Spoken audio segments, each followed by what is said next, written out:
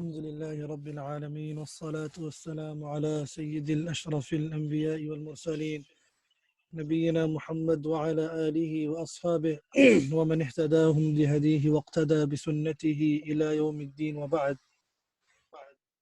My dear respected honorable listeners, I greet you with the greetings of Islam. Assalamu alaikum wa rahmatullahi wa barakatuh.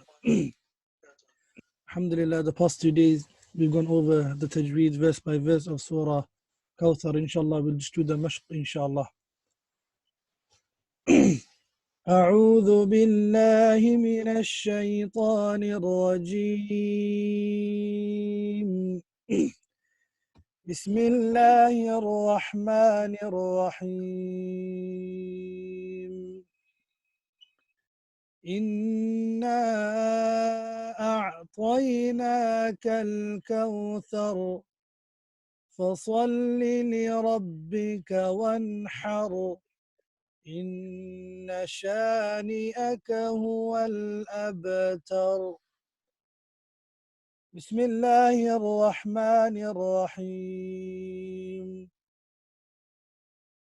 إنا أعطيناك الكوثر فصل لربك وانحر إن شانئك هو الأبتر بسم الله الرحمن الرحيم إنا أعطيناك الكوثر فصل لربك وانحر إن شانئك هو الأبتر صدق الله العظيم.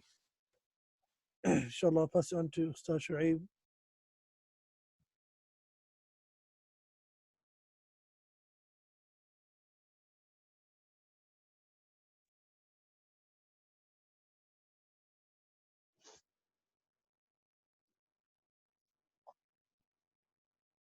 Alhamdulillah Rabbil Alameen. As-salatu was-salamu ala Sayyidil Mursaleen. Rabbi shrah li sadri wa yassir li amri wahlul 'uqdatan min lisani yafqahu qawli. Amma ba'd. Assalamu alaikum wa rahmatullah. MashaAllah, over the past 2 days, there was extensive tafsir over this surah. Funnily, even though it's the smallest surah in the Quran, it packs so much meaning and depth to it that, subhanallah, even over 2 days, it was just constant explanation of just 3 ayahs. And this just shows the power of Allah's words, that even if you had 2 seas of ink, Allah's words would never finish. I can hear some sound from the background. If everyone can just mute their mics, please.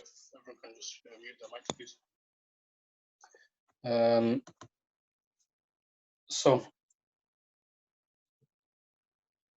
today, since you've already done the tafsir, today is more focused on the tadabbur aspect to it. And like we mentioned, tadabbur is more about reflection, contemplation on the verses themselves. And this is something that is beyond the tafsir. Tafsir, like we said, is just relaying the information that has been passed down to us through the traditions. And specifically, 3 things that we want to look at here is the status of the Prophet sallallahu alaihi wasallam. That's the first thing.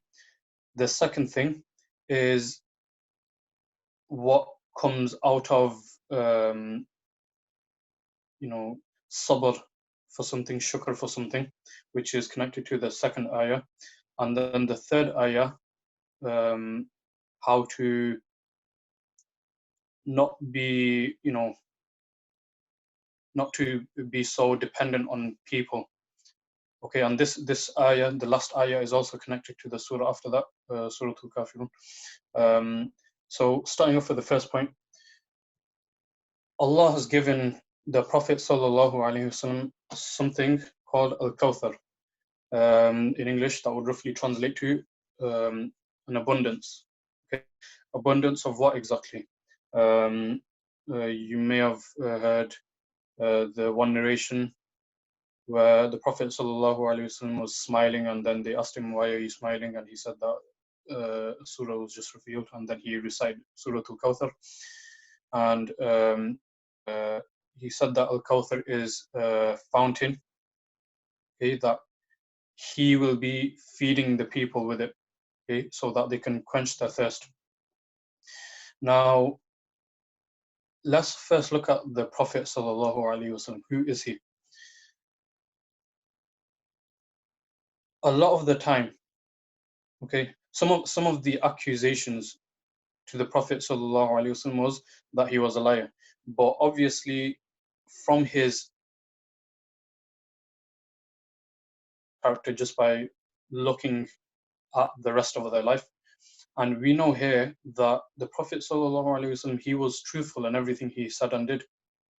Okay, he was known as Al-Amin, the trustworthy. Everyone could trust him. Even when they were hating him, they were still trusting him with their possessions. This just shows the truthfulness of his character. So that is completely, we can completely disregard that. We know that he wasn't lying in what he was saying. So he was genuine in his message. Now, there is another accusation that could come out of that, and that is, okay, fine. The Prophet ﷺ, even though he was genuine, it does not mean that he was, astaghfirullah, that he had an awareness of what he was saying. Meaning that he was not in full control of his faculties, his cognitive faculties. He was not completely aware. Okay? People were calling him majnoon, crazy. And there are even historians, English, European historians, and I'm not talking about from hundreds and hundreds of years ago. We're talking about within the last one or 200 years. Historians looking at his life and coming to the conclusion that the Prophet ﷺ was never, just by understanding who he was, you can tell that this was not a madman. He was not mad in what he was saying. Okay, there was no craziness to what he was saying. Everything that he said, there was no internal contradiction to his message. Okay, that's the second thing. Then the third thing, we could that they accused him of was that he was a sahir, he was a magician. Okay, because maybe he was truthful, maybe he was sane, but what if he was sahir? And this is completely forgetting the first point, that he was truthful, because a sahir is someone that they delude people. Okay, they delude people. So the Prophet ﷺ, his message was not sihr, it was not magic. And the reason why they say it was magic is, interestingly, if you look into the history of miracles, most of the miracles that the Prophets ﷺ, that they showed to people, they were all things that you could observe. Okay, they were all things that you could observe. For example, splitting the sea. Okay, splitting the sea. The stuff turning into a snake, and many other miracles, a camel coming out of a rock. Okay, these were all miracles that you could see with your own eyes. The difference and the unique quality of the miracle of the Prophet ﷺ was in the Quran. And the Quran is not something that you see. Okay, it's not something that you would see. When he would recite the verses, it wasn't something that people would see. It was something that would be heard. This what is distinct about this miracle compared to the other miracles. That is something that is heard. Okay, so interestingly, they would call this sihr. Why would they call it sihr? Because it would do something to them. It would agitate them. It would agitate their hearts. Something would happen that they couldn't control. Something about the Quran, the power of it.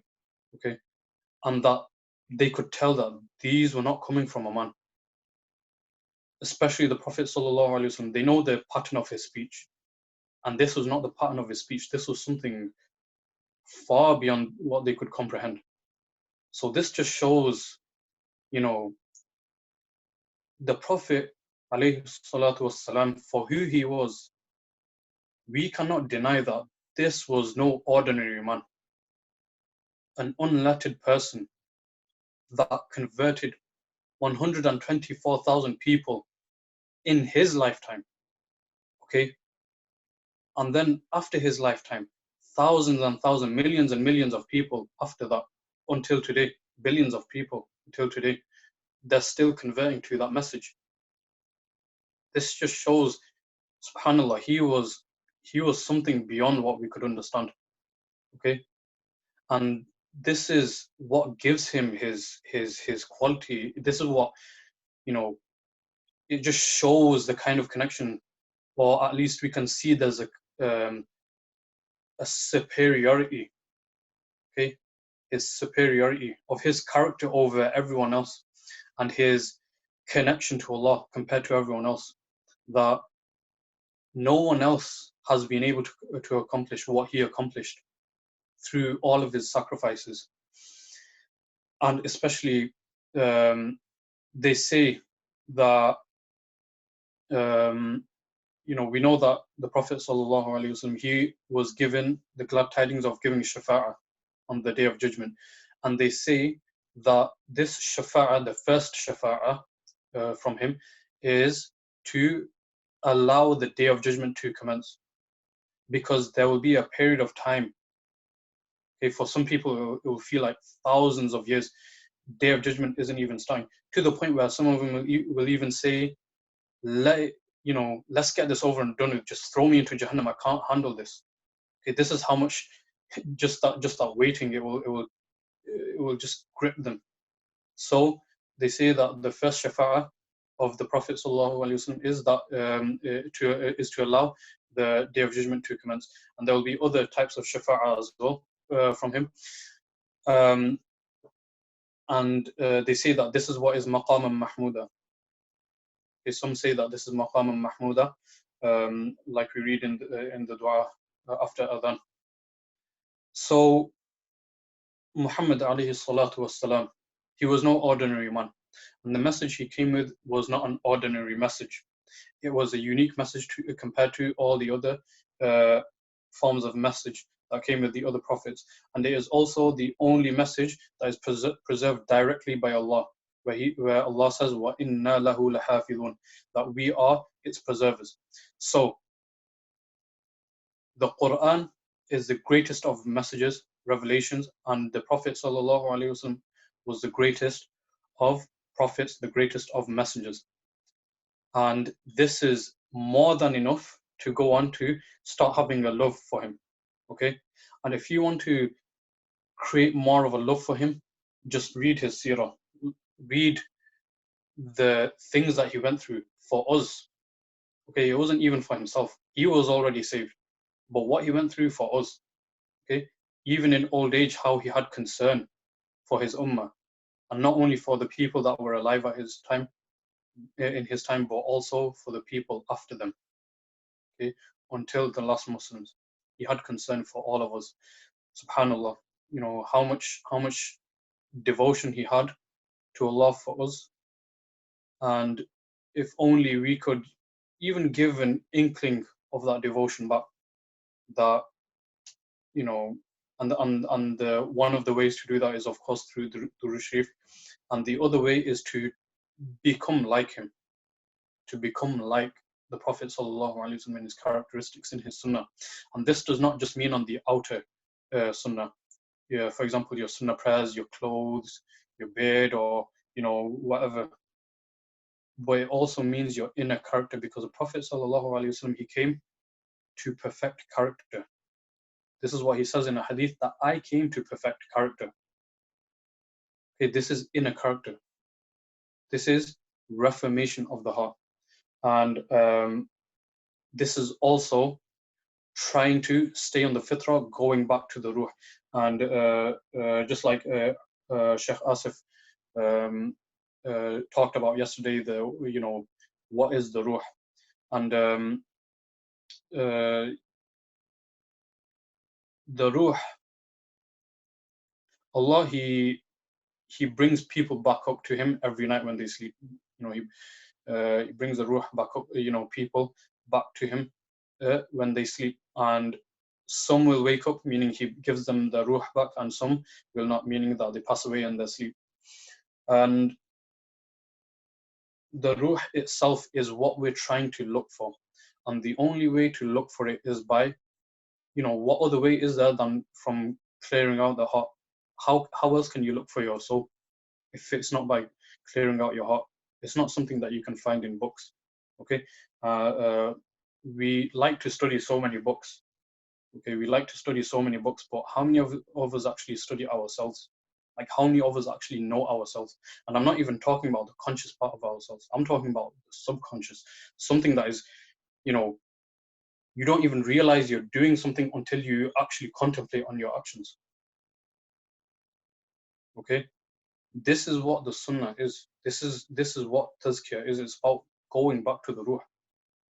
The Prophet sallallahu alaihi wasallam, he was pure internally and externally. So we cannot just look at sunnah as an external thing. It is something that is far beyond that as well. It's in the heart.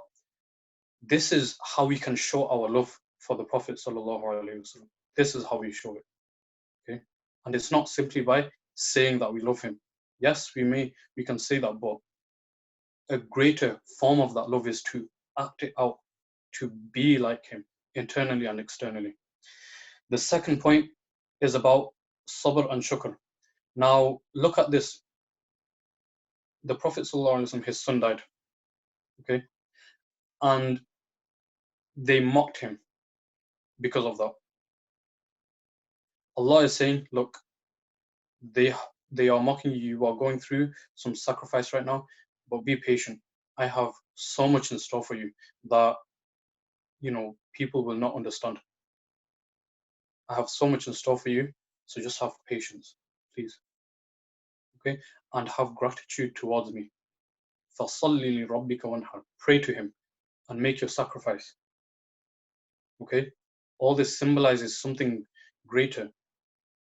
It symbolizes how much we can stay patient in our lives, and how much at the same time we can praise Allah for everything that He's done for us. Okay, so sabr and shukr, they are the two wings of Iman, you could say.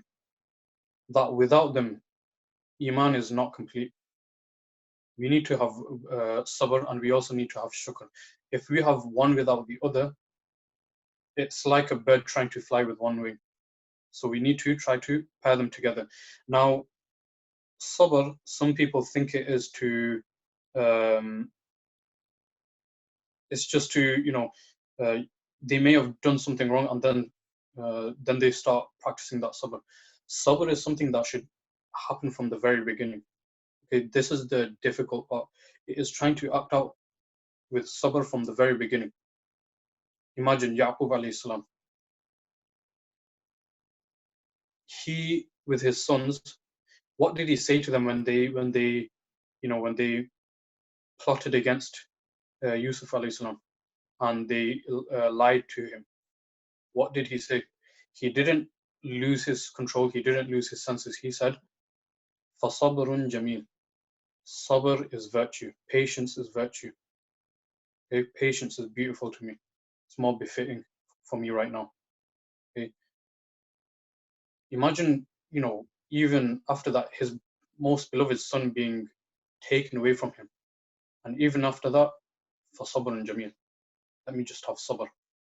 And we know that by the end, how they were all brought back together in a better condition that than they were left off with. They found high places in Egypt. So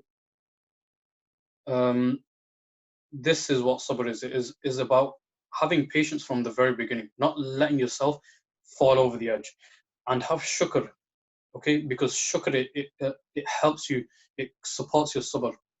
Some people may just be patient, but then they start having, they start compiling hatred in the heart, grudge in the heart for everything around them. But have shukr, and this is what eases, it sort of smooths out the rock. It creates a pearl in the heart.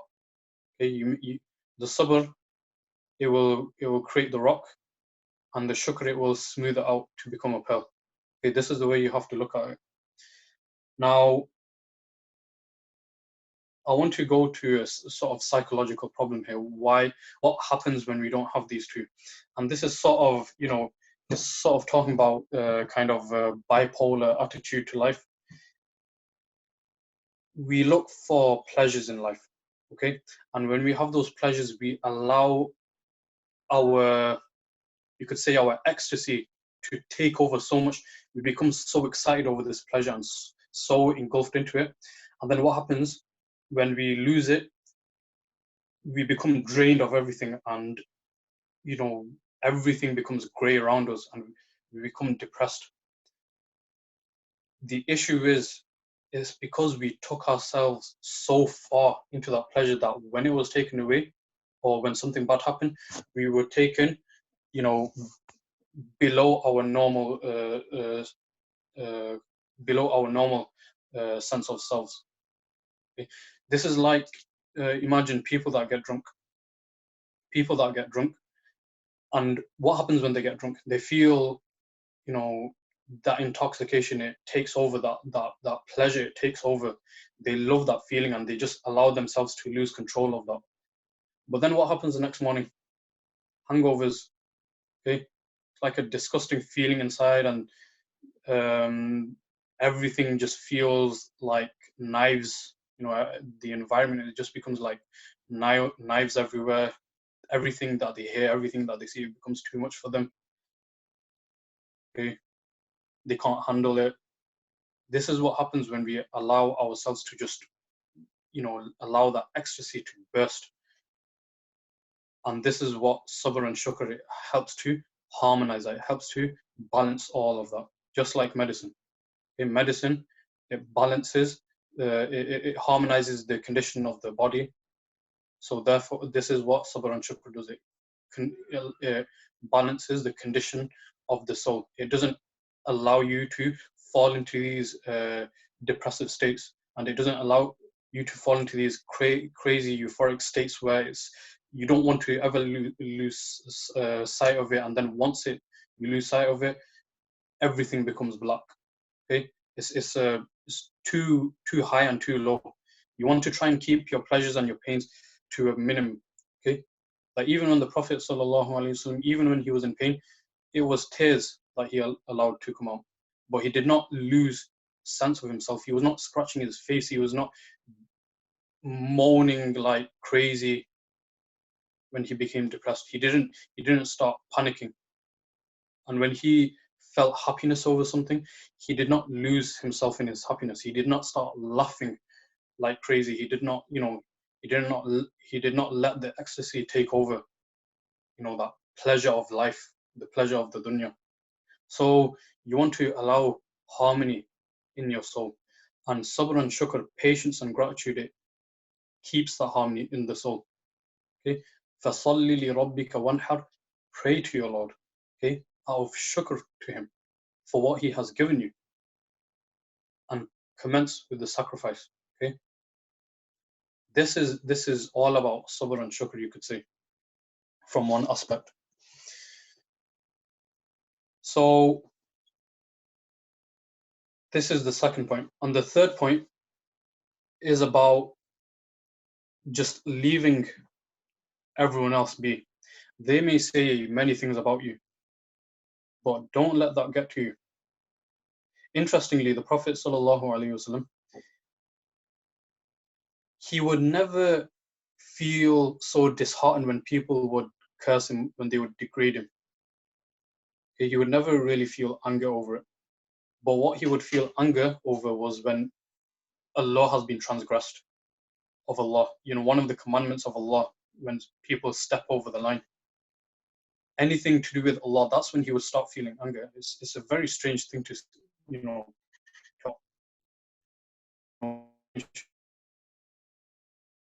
subhanAllah, he was so disheartened by what people about himself. But whenever it was something about Allah,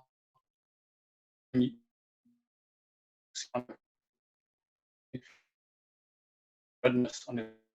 It's not that he would lose control. He is angry right now.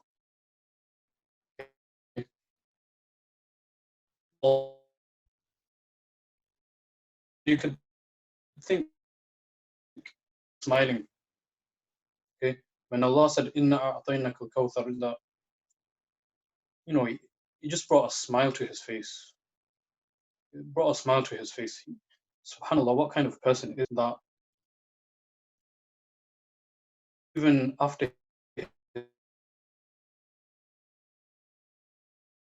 and people, him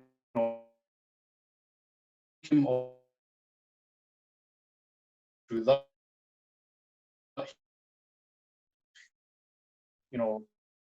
when we're still talking about problems that you went through, that how he,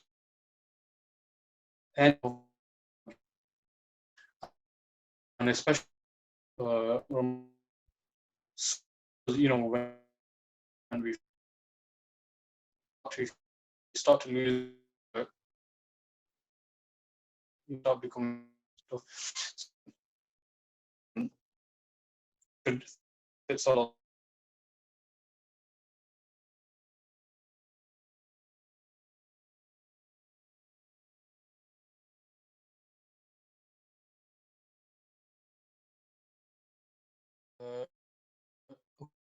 okay. Yeah, it's Half Shuaib, you're breaking up.